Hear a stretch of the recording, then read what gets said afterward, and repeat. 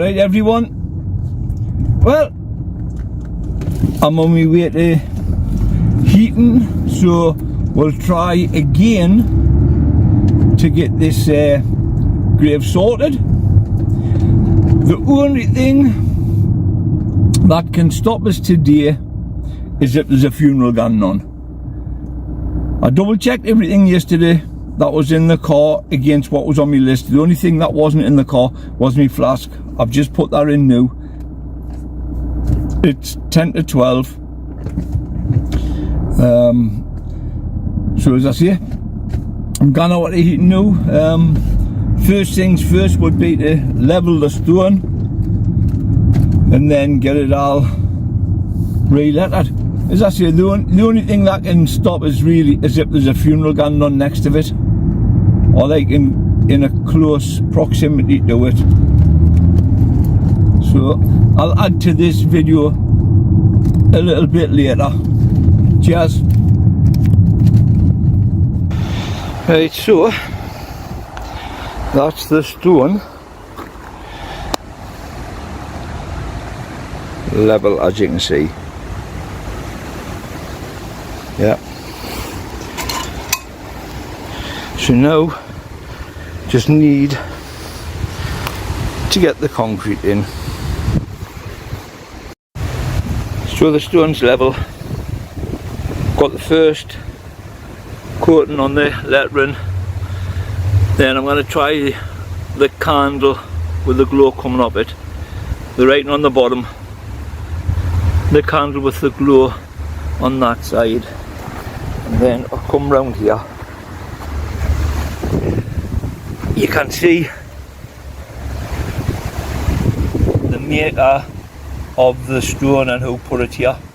Ian Wood, plot 1.251. So I'm surmising that could be I, not a 1. And as you can see, that's the footings all back in properly.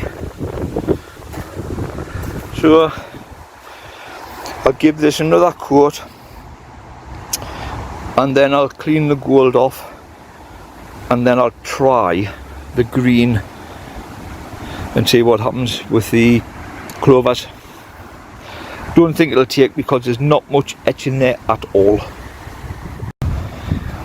Well, that's the stone finished. You can see the gold lettering there. Gold lettering there. You can see I managed to get some green onto the clovers both sides. There's bits where it wasn't etched enough, so you couldn't actually get it, and there's parts there where the paint just wouldn't adhere to it. But if you step back from the grave, you know, the green stands out, the gold stands out nicely. I've just got to put everything back on the grave the way it was, and then it's done.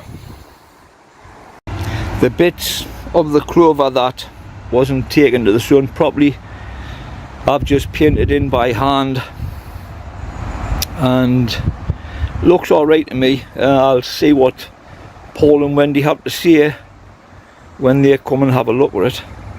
Now I'm just going to put everything back more or less the way it was and then get in touch with them. Right, that's everything put back the way it was when I got here. So I think it's 100% better than what it was. I'm going to contact Paul and Wendy now, and I'm sure they'll be over the moon with it. Cheers! Well, that's that finished, and I'm on my way back now to the lockup to empty the car.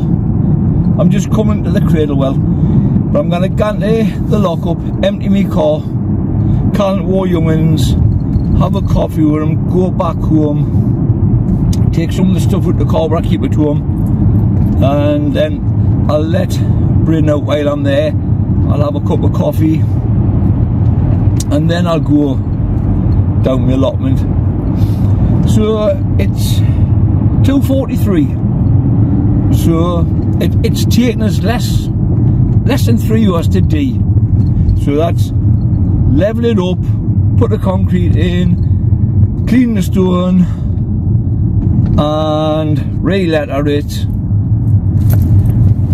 Oh, the bit I mentioned before when I was showing you this, and I thought it was Ian Wood's 1 point, whatever it wasn't, it was I point, it's section I point, then the numbers, or the plot number, but the I is the section letter, which part of the cemetery it's in. So I got that all tidied up, put everything back the way it was, and as I say, I'm heading to the lockup and all that. I've got to watch these, you know, helping them know what they're doing. And I'm not waiting, they're going all the way through Jesmond that way. I've gone this way and gone up Portland Lane or Osborne Road. A lot of people might be thinking now, well, less than 3 hours to do all that, how can you charge what you charge? Obviously nobody knows what I'm charging, but I can guarantee you it's nowhere near what big companies would charge. It's probably about a quarter, if that, might even be less than that. So what I say to people is, you're not paying for me time, you know, you're paying for me knowledge and me skill, you know. As I said in the video yesterday, I know quite a lot of companies that do similar to mine, but I don't know anybody apart from the main big companies. Oh, I thought that wagon's going to take the central reservation thing out. I don't know anybody apart from the big 4 companies that do exactly what I do, or everything that I do. I don't think there's many grave tending companies that relevel stones and things like that, you know. So as I say, you're not paying for me time, where a mechanic may charge you by the hour, I charge by the job, you know. I could have stretched that job out for 6 or 7 hours, which would have been ripping the customer off, you know what I mean? So what I charge, I get the job done quicker than I would if I was like these other companies and charging an hourly rate. So my customer does actually save money. But as I say, you're paying for me knowledge, me skill. You didn't pay me time. If a job is gonna take me an hour or 5 hours, to me it doesn't matter. You're paying me for my skill. So I could say to you, right, I'll do this job for £100. Now this job might take us an hour, might take us 30 minutes, but then again it might take us 4 hours. I could come across a problem, then I've got to try and solve that problem and sort that problem out. So it's up there that people pay for, you know. I get a lot of, I was telling you yesterday, I get emails and things for people. I'm also a member of the Association of Grave Tenders. It stretches all over the country. Well, England, Scotland and Wales. I'm not sure if there's any members from Ireland. And I get messages from members asking us, how do I do this, how do I do that, what's the best way to do this, you know. So I am good at my job, and although my prices aren't massively high, that's still what I charge people for, you know. Anyhow, I just wanted to mention that because I was telling you about the lady in the video yesterday. About the lady, she's emailed us a few times and she's done a few stones herself. And she was like asking us, matey, you need to fuck off, man. She was asking us how I work prices out because she's seen other companies advertising set prices. Yeah, I honestly can't work out how they can do the set prices. You know, I've seen some of them this year. Clean a gravestone from £30. Well, when you look at the work, and this is no disrespect, but when you look at the work, you know, it's not something I'll be happy enough to leave a customer with.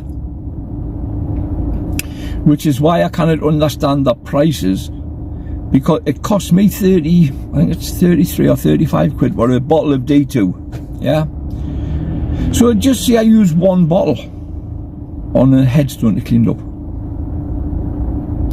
If I charge 30 quid, I've lost money, because I paid more than that for the D2. But then it means I'm actually doing the job free of charge.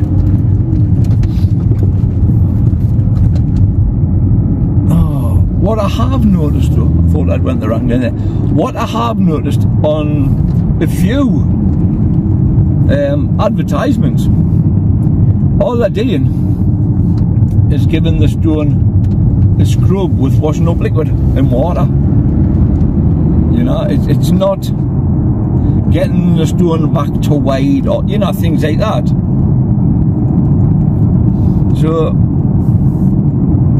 I don't have set prices. I cannot. Me two jobs are the same. You know what I mean?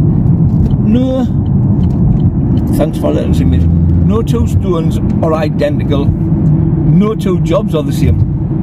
You may go out to two stones that are the same stones. One will have more marks than the other, or one, the lettering's faded more than the other. So you can have a set price for going out and laying flowers in a certain area, but if it goes out of that area, the price has got to go up, because obviously you've got to cover your fuel. So I wonder, do these other companies only do a set area? You know, like say a 20-mile radius, where me, I travel all over the country. When I say all over the country, I mean all over the country. All over England. I've been in Wales and done them. I've been in Scotland and done them. So, anyhow, I'm back on that fantastic landmark, the Tyne Bridge. This year, when you see the Tyne Bridge, you know I am. Spot on that. Anyhow, I'll catch you all later. Ta-da!